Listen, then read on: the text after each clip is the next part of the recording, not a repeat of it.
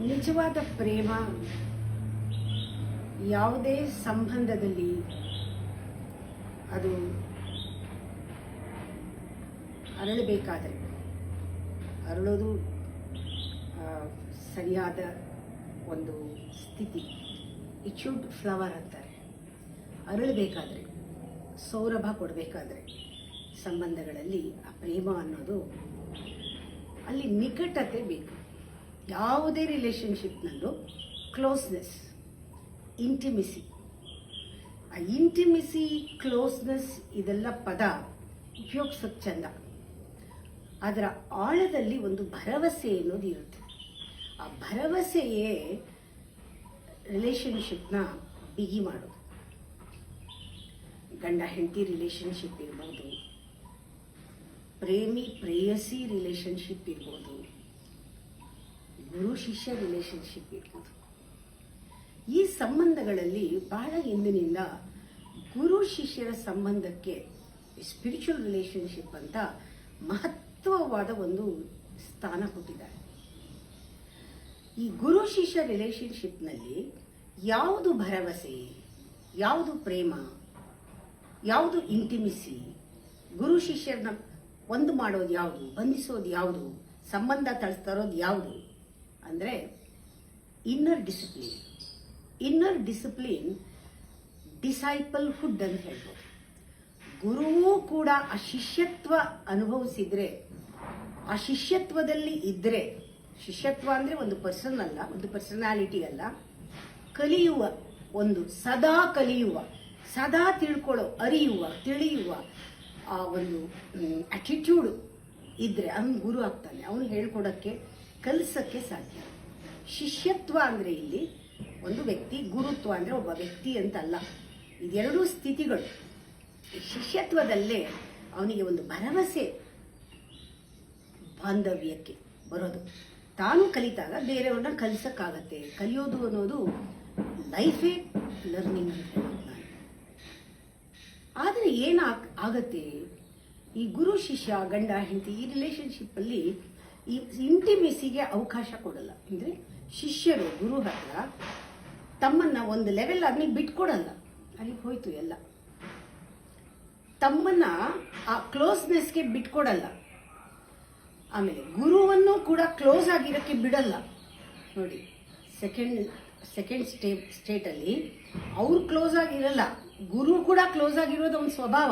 ಅವನು ಕೂಡ ತಡೀತಾರೆ. ಗುರುನು ಹತ್ರ ಬರಕ್ ಬಿಡಲ್ಲ, ಗುರುನು ಓಪನ್ ಆಗಿ ಕ್ಲೋಸ್ ಆಗಿ ಇರಕ್ಕೆ ಬಿಡಲ್ಲ. ಅಂದ್ರೆ ಅವರ ಅಸ್ತಿತ್ವದಲ್ಲಿ, ಗುರುವಿನ ಅಸ್ತಿತ್ವದಲ್ಲಿ ಒಂದಾಗಲ್ಲ. ರಿಲೇಷನ್ಶಿಪ್ ನಲ್ಲಿ ಬೇಕಾಗಿರೋದು ಅಸ್ತಿತ್ವಕ್ಕೆ ಎಲ್ಲವನ್ನೂ ಕೊಡಬೇಕು. ಯಾವುದೇ ರಿಲೇಷನ್ಶಿಪ್ ಆದ್ರೂ ಅಸ್ತಿತ್ವಕ್ಕೆ ತನ್ನನ್ನು ತಾನು ಕೊಟ್ಕೋಬೇಕು. ಯಾವಾಗ ಅಸ್ತಿತ್ವಕ್ಕೆ ತನ್ನನ್ನು ಕೊಡುವುದಿಲ್ಲ ಶಿಷ್ಯ, ಗುರುವಿನ ಪೂರ್ಣ ರೂಪ ಏನಿದೆ ಅದು ಆಗುದಿಲ್ಲ, ಅಭಿಭೂತವಾಗಕ್ ಬಿಡಲ್ಲ. ಗುರುವನ್ನ ಸಂಪೂರ್ಣವಾಗಿ ನೋಡಕ್ಕೆ ಅವನ ಕೈಲಿ ಆಗಲ್ಲ, ನೋಡಕ್ ಬಿಡಲ್ಲ ಅವನು. ಅಂದ್ರೆ he is not so receptive to receive, to see, to recognize, to know guru. ಶಿಷ್ಯ ಅಂದ್ರೆ ಏನು? ಗುರುವಿನ ಒಂದು ಪ್ರವಾಹದಲ್ಲಿ ತಾನು ಹರಿದು ಹೋಗುವುದಿಲ್ಲ. ಈ ತರ ಇದ್ದಾಗ ಈ ಅನುಷ್ಠಾನ ಮಾಡಿದಾಗ ಅನುಭೂತಿಗಳನ್ನ ಪಡೆಯಕ್ಕಾಗಲ್ಲ. ಅನುಶಾಸನಗಳು, ಸೂತ್ರಗಳು, ಆಳವಾದ ಉಪನಿಷತ್ತಿನ ಒಂದು ಅರ್ಥ ಏನೂ ಗುರುವಿಂದ ಶಿಷ್ಯನಿಗೆ ಸಿಗಕ್ಕಾಗಲ್ಲ. ಸ್ಪಿರಿಚುವಲ್ ಗಾಸಿಪ್ ಮಾಡ್ಬೋದಷ್ಟೇ ಇಬ್ರು ಕೂತು, ಆದರೆ ಕನೆಕ್ಷನ್ ಆಗಲ್ಲ. ನಿಜವಾದ ಶಿಷ್ಯನಿಗೆ ಬೇಕಾಗಿರೋದು ಏನು? ನಂಬರ್ 1, ಅವನು ಅನ್ವೇಷಕನಾಗಿರ್ಬೇಕು. ಅನ್ವೇಷಕ, ಯಾವಾಗಲೂ ಕೂಡ ಅನ್ವೇಷಣೆ. ಅವನು ಜನಸಂದಣಿ ಆಗಬಾರ್ದು, ಕ್ರೌಡ್ ಮೈಂಡ್ ಆಗಬಾರ್ದು, ಇಂಡಿವಿಜುವಲ್ ಆಗಿರಬೇಕು. ಜನಸಂದಣಿ ಕೈಲಿ ಆಗಲ್ಲ ಶಿಷ್ಯ ಆಗಕ್ಕೆ. ಆ ಕ್ರೌಡೆಡ್ ಮೈಂಡ್ ಇದ್ರೆ ಅದಾಗಲ್ಲ. ಸಂತೆ ಮನಸ್ಸಿನವನಿಗೆ ಗುರು ಹತ್ರ ಇರಕ್ಕಾಗಲ್ಲ. ನಂಬರ್ 1, ಅವನು ಕೇಂದ್ರೀಕೃತನಾಗೋದಕ್ಕೆ, ಸಮಗ್ರನಾಗೋದಕ್ಕೆ ತಾನು ಒಂದು ಇದನ್ನ ಯಾವಾಗಲೂ ಕೂಡ ಹವಣಿಸ್ತಾ ಇರಬೇಕು. ಆ ಹವಣಿಕೆ ಇರಬೇಕು ಅವನಿಗೆ. ಜೊತೆಯಲ್ಲಿ ಒಂದು ಇಂಡಿವಿಜುವಲ್ ಆಗಕ್ಕೆ ಶ್ರಮ, ಶ್ರದ್ಧೆ ಎರಡರಿಂದ ಅವನು ಪ್ರಯಾಸ ಪಡಬೇಕು ಇಂಡಿವಿಜುವಲ್ ಆಗಕ್ಕೆ. ತಾನೇನು ಅಂತ ತಿಳ್ಕೊಳ್ಳೋಕ್ಕೆ, ಜೊತೆಗೆ ಸ್ವಾಮಿತ್ವವನ್ನು ಗಳಿಸ್ಕೊಳ್ಳೋಕ್ಕೆ, ತನ್ನ ದೇಹ ಮನಸ್ಸು ಎಲ್ಲದರ ಮೇಲೆ ಒಂದು ಸ್ವಾಮಿತ್ವವನ್ನು ಗಳಿಸ್ಕೊಳ್ಳೋ ಹಾಗೆ ಅವನು ಇದ್ದಾಗ ಅವನು ಸರಿಯಾದ ಶಿಷ್ಯ ಆಗ್ತಾನೆ. ಮತ್ತೆ ಈ ಅನೇಕಾನೇಕ ಆಸೆಗಳ ಜಾಲದಲ್ಲಿ ಪರೀಕ್ಷೆ ಬರುತ್ತೆ ಅವನಿಗೆ ಗುರು ಜೊತೆ ಇದ್ದಾಗ.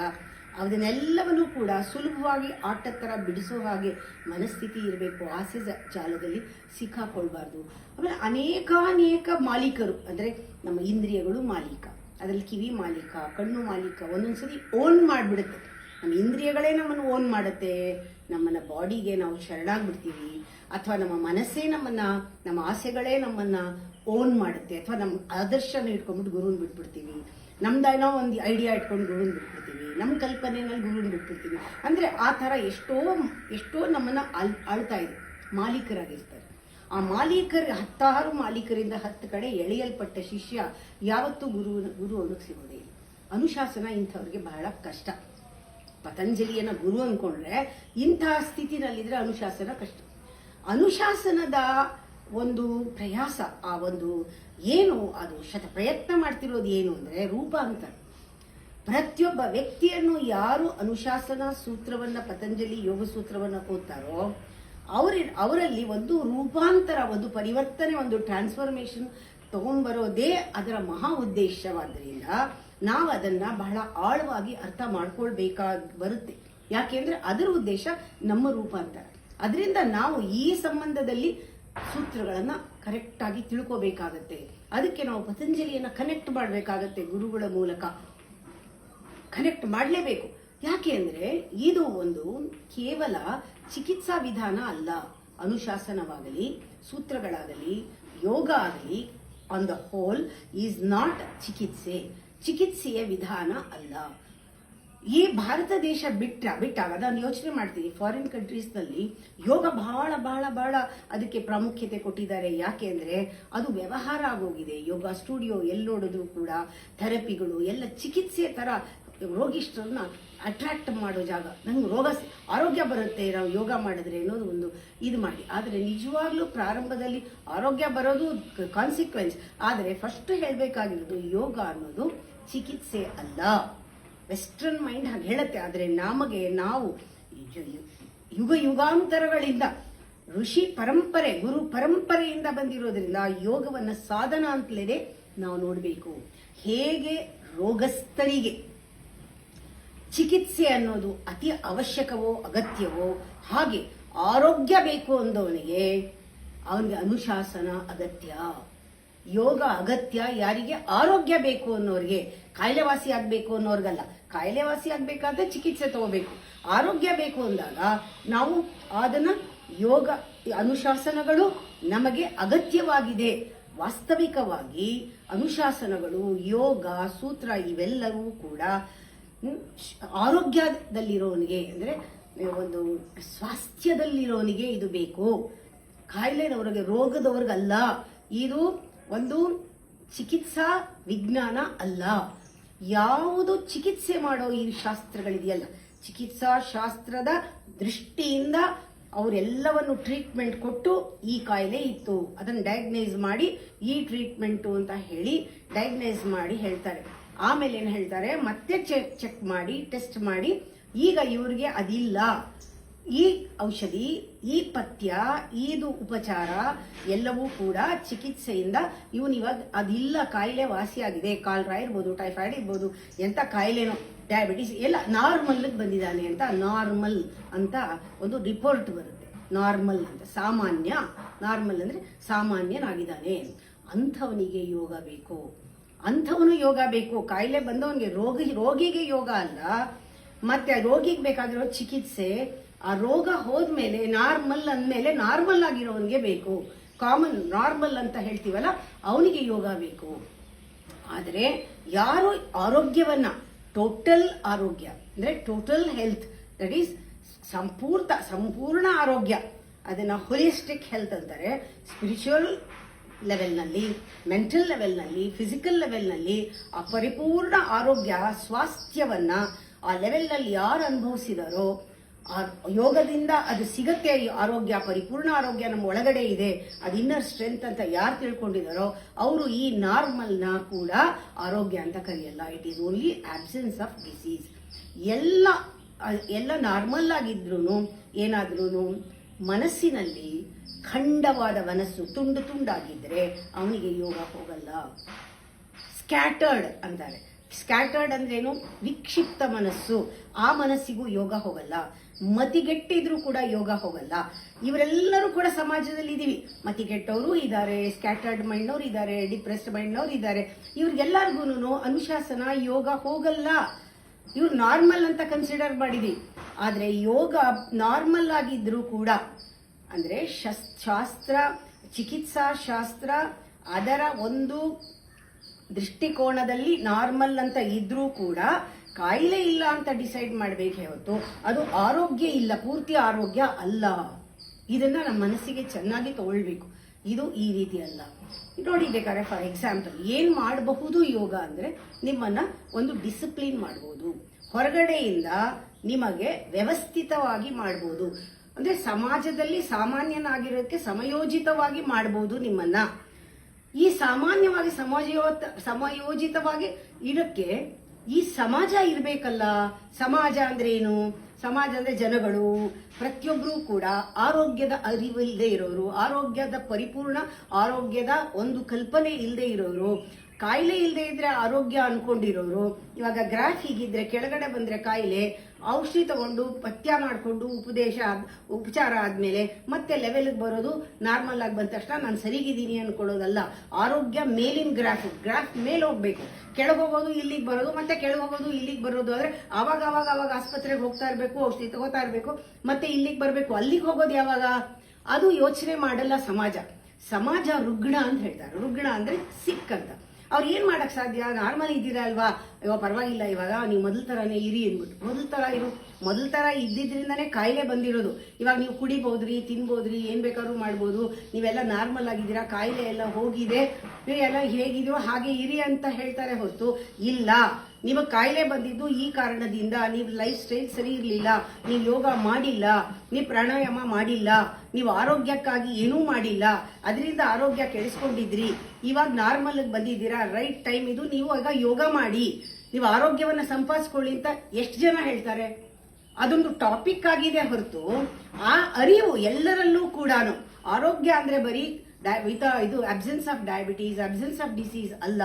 ಆರೋಗ್ಯ ಅಂದ್ರೆ ಬೇರೆ ಏನೋ ಒಂದು ಸ್ಪೆಷಲ್ ಇದೆ ಅಂತ ಅದು ಅರಿವಾಗಕ್ಕೆ ಸಾಧ್ಯವೇ ಇಲ್ಲ. ಈ ಡಾಕ್ಟರ್ ಇರ್ಬೋದು, ಮೆಡಿಸಿನ್ ಇರ್ಬೋದು, ಅಥವಾ ಒಂದು ಚಿಕಿತ್ಸೆ ಇರ್ಬೋದು, ಅದು ಏನ್ ಮಾಡಕ್ ಸಾಧ್ಯ? ಎಷ್ಟರ ಮಟ್ಟಿಗೆ ಮಾಡಕ್ ಸಾಧ್ಯ? 4 ಕೊಡಕ್ ಸಾಧ್ಯ. 4 ಅಂದ್ರೇನು? ಸಮಾಜದ ಒಬ್ಬ ಸಾಮಾನ್ಯ ಸಮಯೋಜಿತ ಸದಸ್ಯನನ್ನಾಗಿ ಮಾಡಬಹುದೇ ಹೊರತು ಅಷ್ಟೇ ಮಾಡಕ್ಕಾಗೋದು. ಇನ್ನು ಪಾಪ ಇನ್ನೇನು ಮಾಡಕ್ಕಾಗಲ್ಲ. ಡಾಕ್ಟರ್ ಏನ್ ಹೇಳ್ತಾರೆ?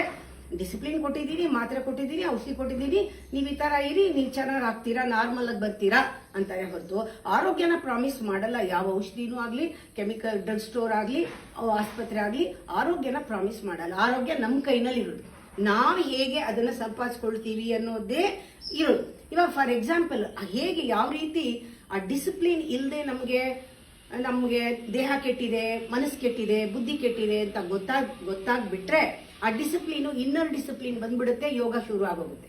ಬರೀ ಔಟರ್ ಡಿಸಿಪ್ಲಿನು ಬೇರೆಯವ್ರು ಹಾಕಿದ್ದು, ಡಾಕ್ಟರ್ ಹೇಳಿದ್ದಕ್ಕೋಸ್ಕರ, ಕಾಯಿಲೆ ಬಂದಿದ್ದಕ್ಕೋಸ್ಕರ ನಾ ಮಾಡಿದೆ ಅಂದಾಗ ಬೇರೆ ಜನ ಇದಾರಲ್ಲ, ರುಗ್ಣವಾದ ಸಮಾಜ ಆ ರುಗ್ಣತೆ ಕಡೆಗೆ ಎಳ್ಕೊಂಡ್ಬಿಡುತ್ತೆ.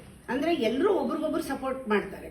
ಈಗ ಇದೇ ಸರಿ, ಹೀಗಿರೋದೇ ಸರಿ, ಕಾಮನ್ನು, ಡಯಾಬಿಟೀಸ್ ಎಲ್ಲರಿಗೂ ಇದೆ, ದೇಹಕ್ಕೆ ಬರದೆ ಇನ್ಯಾರಿಗೆ ಬರುತ್ತೆ, ಮರಕ್ಕೆ ಬರುತ್ತಾ, ಮನುಷ್ಯರಿಗೆ ತಾನೇ ಕಾಯಿಲೆ ಬರೋದು, ಈ ರೀತಿ ಮಾತಾಡ್ಕೊಂಡಿದ್ರೆ ಆವಾಗ ನಾವು ಅದೇ ತರನೇ ಆ ಸಮಾಜದಲ್ಲಿ ಹೇಗ್ ಬೇಕೋ ಹಾಗೆ ಇದ್ಬಿಡ್ತೀವಿ.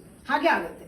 ಅದರಿಂದ ಇವಾಗ ಉದಾಹರಣೆಗೆ ತಗೊಳ್ಳೋಣ, ಒಂದು ಹುಚ್ಚಾಸ್ಪತ್ರೆನಲ್ಲಿ ಇರೋ ಎಲ್ಲರಿಗೂ, ಹುಚ್ಚರಿಗೆಲ್ಲ ಅವ್ರು ಹುಚ್ಚರು ಅಂತ ಗೊತ್ತಿಲ್ಲ. ಈ ಎಕ್ಸಾಂಪಲ್ ಚೆನ್ನಾಗಿ ಅರ್ಥ ಆಗುತ್ತೆ ನಮಗೆ. ಹುಚ್ಚಾಸ್ಪತ್ರೆಯಲ್ಲಿ ಅಡ್ಮಿಟ್ ಆಗೋ ಹುಚ್ಚರಿಗೆ ನಾವು ಹುಚ್ಚರು ಅಂತ ಅವ್ರಿಗೆ ಗೊತ್ತಿಲ್ಲ, ಅವ್ರು ಹುಚ್ಚರು ಅಂತ ಅವ್ರಿಗೆ ಗೊತ್ತಿಲ್ಲ. ಯಾರಾದ್ರೂ ಬೇರೆಯವ್ರು ಬಂದಾಗ ಅವ್ರು ಬೇರೆ ತರ ಇರೋದು ನೋಡಿದ್ರೆ ಅವರನ್ನ ಹುಚ್ಚರು ಅಂತಾರೆ. ಹಾಗೆ ನಾರ್ಮಲ್ ಆಗಿರಾಗ ಈ ತರ ಇರೋದೇ ನಾರ್ಮಲ್ಲು, ಇಷ್ಟು ಬ್ಲಡ್ ಪ್ರೆಷರ್ ಇರೋದೇ ನಾರ್ಮಲ್ಲು, ಈ ಡಯಾಬಿಟೀಸೇ ನಾರ್ಮಲ್ಲು, ಈ ವಯಸ್ಸಿನಲ್ಲಿ ಹೀಗಾಗೋದೇ ನಾರ್ಮಲ್ಲು ಅಂತ ಡಿಸೈಡ್ ಮಾಡಿದಾಗ ಆರೋಗ್ಯವಂತನಾಗಿರೋನು ಒಬ್ಬ ಅವನು ಕಮಿಟೆಡ್ ಆಗಿ ಯೋಗ ಗೀಗ ಮಾಡ್ತಿದ್ ನೋಡಿದ್ರೆ ಇವ್ರಿಗೆ ಹುಚ್ಚು ತರ ಕಾಣ್ತಾರೆ. ಏನ್ ಈ ವಯಸ್ಸಿನಲ್ಲಿ ಹೀಗೆ ಸುಳ್ಳು ಹೇಳ್ತಾರೇನೋ, ಮಾಡಕ್ಕಾಗತ್ತಾ, ಅಯ್ಯೋ ಎಲ್ಲರಿಗೂ ಬರೋದೇ ಅವ್ರಿಗೆ ಬರೋದು, ಆ ತರ ಮಾತಾಡ್ತಾರೆ. ಯಾಕೆಂದ್ರೆ ಅವ್ರಿಗೆ ಗೊತ್ತಿಲ್ಲ, ಆರೋಗ್ಯದ ಕಲ್ಪನೆ ಕೂಡ ಇಲ್ಲ. ಆ ತರ ಉದಾಹರಣೆ ಇನ್ನೂ ಒಂದು ಹೇಳ್ತೀನಿ. ಉದಾಹರಣೆ ಏನಂದ್ರೆ ಜೀಸಸ್ ಕಾಲದಲ್ಲೂ ಅಷ್ಟೇನೆ ನೋಡಿ. ಇವಾಗ ಎಲ್ಲರೂ ಕೂಡ ಎಲ್ಲ ಕಡೆ ಬ್ರೈಬ್ ಬ್ರೈಬ್ ಬ್ರೈಬ್ ಬ್ರೈಬ್ ಎಲ್ಲ ಆಗ ಬ್ರೈಬ್ ಕೊಡೋದೇ ರೀ, ಅದಿಲ್ಲದೇ ಆಗದೇ ಇಲ್ಲ ರೀ, ಅಯ್ಯೋ ಎಲ್ಲರೂ ಹಂಗೆ ರೀ, ಸಮಾಜ ಹಂಗೆ ಇರೋದು ಅಂತ. ಇದೊಂದು ಉದಾಹರಣೆ ಕೊಡ್ತೀವಿ. ಆ ತರದ್ದು ಬೇರೆಯವ್ರ ಕಾಲು ಎಳೆಯೋದು ಸರಿನೇ, ನಾವು ಕಾಂಪೀಟ್ ಮಾಡೋದು ಸರಿನೇ, ಬೇರೆಯವ್ರ ತಲೆ ಒಡೆಯೋದು ಸರಿನೇ, ಕೊಲೆ ಮಾಡೋದು ಸರಿನೇ, ಸಮಾಜ ಆಮೇಲೆ ಫೈಟ್ ಮಾಡೋದು ಸರಿನೇ, ಇದೆಲ್ಲ ಬಂದ್ಬಿಟ್ಟಿದೆ. ಯಾರಾದ್ರೂ ಮಕ್ಕಳು ತುಂಬಾ ಬುದ್ಧಿವಂತರಾಗಿ ಅದು ಈ ಸಮಾಜ ಕರೆಕ್ಟ್ ಆಗಿದ್ದಾರೆ ಅಂತೀವಿ, ಅವ್ರು ಚೆನ್ನಾಗಾಗ್ತಾರೆ, ಮುಂದೆ ಅವ್ರನ್ನವ್ರು ನೋಡ್ಕೋತಾರೆ ಅಂತ ಪ್ರಶಂಸೆ ಮಾಡ್ತೀವಿ. ಆದ್ರೆ ಇದಲ್ಲ ಯಾರೋ ಒಬ್ಬ ಅವನನ್ನ ಏನ್ ಮಾಡ್ತೀವಿ ನಾವು, ಅವನ್ನ ಸಮಾಜಕ್ಕೆ ಅನುಕೂಲವಾಗಿ ಎಳೆದ್ ಬಿಡ್ತೀವಿ. ಬ್ರೈಬ್ ಮಾಡೋದೇ ಸರಿ, ನೀನ್ ಹಂಗ್ ಮಾಡಿದ್ರೆ ಯಾರು ಕೇಳ್ತಾರೆ, ನೀನನ್ನ ಹುಚ್ಚ, ನೀನ್ ಬ್ರೈಬ್ ಮಾಡೋದೇ ಸರಿ ಅಂತ ಅವನನ್ನ ಎಳೆಯಕ್ಕೆ ನೋಡುತ್ತೆ ಸಮಾಜ. ಇಲ್ಲಿ ಒಬ್ರು ಆ ಕೆಟ್ಟ ಕೆಲಸ ಮಾಡೋದಕ್ಕೆ ಅಥವಾ ಸಮಾಜದ ಒಂದು ಕ್ರೌಡ್ ಒಪಿನಿಯನ್, ಮಾಸ್ ಒಪಿನಿಯನ್ ಏನಿದೆ ಅದೇ ಕರೆಕ್ಟು, ಅದೇ ಸರಿ, ಹಾಗಿಲ್ದೆ ಇದ್ದವರು ಹುಚ್ಚರು ಅಂತ ಮಾಡ್ಬಿಡ್ತಾರೆ. ಜೀಸಸ್ಗೂ ಹಾಗೆ ಆಗಿ ಜೀಸಸ್ನ ಹುಚ್ಚ ಅಂತ ಮಾಡಿ ಜೀಸಸ್ನ ಸಮಾಜಕ್ಕೆ ಅನುಕೂಲ ಮಾಡೋ ಹಾಗೆ ಬದಲಾಯಿಸಕ್ ಬೇಕಾದಷ್ಟು ನೋಡಿದ್ರು. ಹಿ ವಾಸ್ ಇಂಪಾಸಿಬಲ್, ಬದಲಾಯಿಸಕ್ ಆಗ್ಲಿಲ್ಲ. ಏನ್ ಮಾಡಿದ್ರು, ಅವನನ್ನ ಗಲ್ಲಿಗೆ ಹಾಕೋದು. ಹೌದಾನೆ? ಸಮಾಜ ರುಗ್ಣತೆ ಅಂತಿದೆ. ಅಂದ್ರೆ ಏನು ಸಮಾಜ ರುಗ್ಣತೆ ಅಂದ್ರೆ ಸಮಾಜ ಅನ್ನೋದು ಅಲ್ಲಿ ಇಲ್ವೇ ಇಲ್ಲ. ಅದಕ್ಕೆ ಹೇಳಿದೆ ಸಮಾಜ ಅನ್ನೋದು ಇಲ್ವೇ ಇಲ್ಲ. ವಾಟ್ ಇಸ್ ಸಮಾಜ? ಸಮೂಹ, ಒಂದು ಸಮೂಹದ ರೂಪವೇ ಸಮಾಜ. ಒಂದು ಸಮೂಹ, ಜನಸಂದಣಿ ಸಮಾಜ, ಜನಗಳ ಗುಂಪು, ಜನಾಂಗ, ಜನರೆಲ್ಲ ಸೇರಿದ್ರೆ ಸಮಾಜ ಆಗಿದೆ.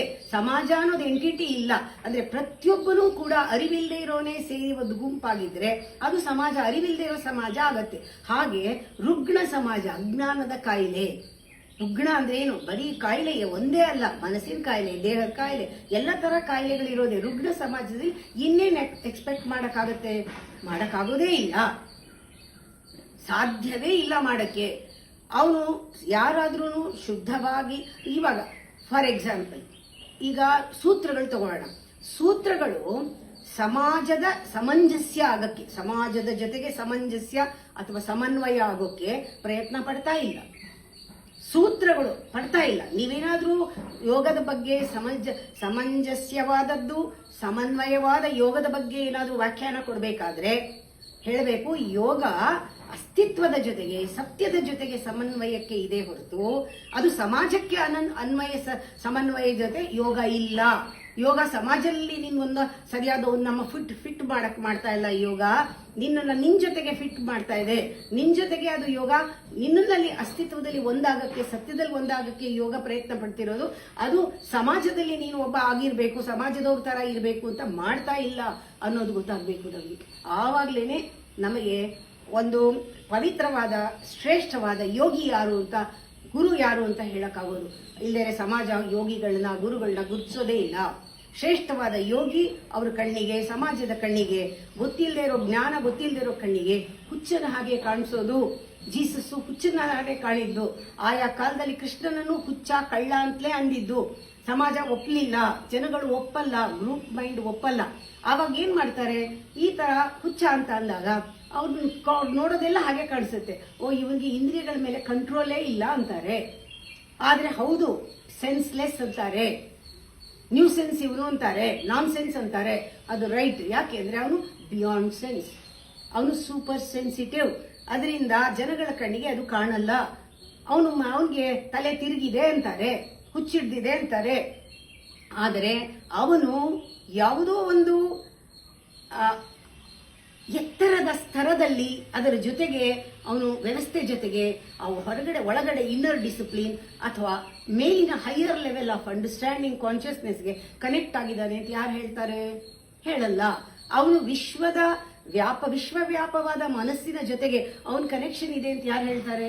ಹೇಳಲ್ಲ. ಬುದ್ಧ ಆಗ್ಲಿ, ಜೀಸಸ್ ಆಗ್ಲಿ, ಅವರೆಲ್ಲರೂ ಕಂಡೀಷನ್ ಆಗಿರ್ಲಿಲ್ಲ, ಅನಿಯಮಿತರಾಗಿದ್ರು, ಹುರುಪ್ನಲ್ಲಿದ್ರು, ಆನಂದವಾಗಿದ್ರು, ಯಾವಾಗ್ಲೂ ಏನೇ ನಡೀತಾ ಇದ್ರು ಖುಷಿಯಾಗಿರೋರು. ಅವ್ರನ್ನ ನೋಡಿದಾಗ ಅವ್ರಿಗೆ ಅಪರಿಚಿತರ ತರ ಅನ್ಸೋದು. ಇವ್ರು ಹೀಗಿದ್ದವ್ರು ಹೀಗಿದಾರಲ್ಲ, ಇವತ್ತೇನೋ ಅನ್ಕೊಂಡು ಬಂದಿರ್ತಾರೆ, ಇವ್ರು ಹೀಗಿತ್ತು ಇರ್ಬೋದು ಅನ್ಕೊಳ್ತಾರೆ, ಚೇಂಜ್ ಅಲ್ಲ, ಆ ತರ ಆಶ್ಚರ್ಯ ಆಗೋದು, ಅಪರಿಚಿತದ್ ನೋಡ್ದಂಗೆ ನೋಡೋದು.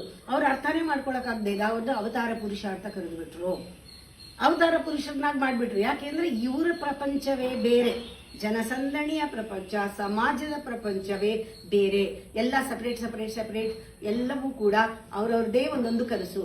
ಆದರೆ ಇವ್ರ ಪ್ರಪಂಚ ಬೇರೆ ಇರೋದ್ರಿಂದ ಇವ್ರು ಒಪ್ಕೊಳ್ತಾರೆ. ಸ್ವಲ್ಪ ಬುದ್ಧಿ ಇರೋರು, ಅವರು ಉತ್ತಮರು, ಅವರು ಶ್ರೇಷ್ಠರು, ಪವಿತ್ರರು, ನಮ್ಮ ಲೆವೆಲ್ಗೆ ಬರೋಕ್ಕಾಗಲ್ಲ, ನಮ್ಮ ಜೊತೆ ಅವ್ರು ಇರೋಕ್ಕಾಗಲ್ಲ ಅಂತ ಅವ್ರನ್ನ ದೂರದವ್ರು ಮಾಡ್ಬಿಡ್ತಾರೆ, ಅವ್ರನ್ನ ಹೊರಗ್ನವ್ರು ಮಾಡ್ಬಿಡ್ತಾರೆ.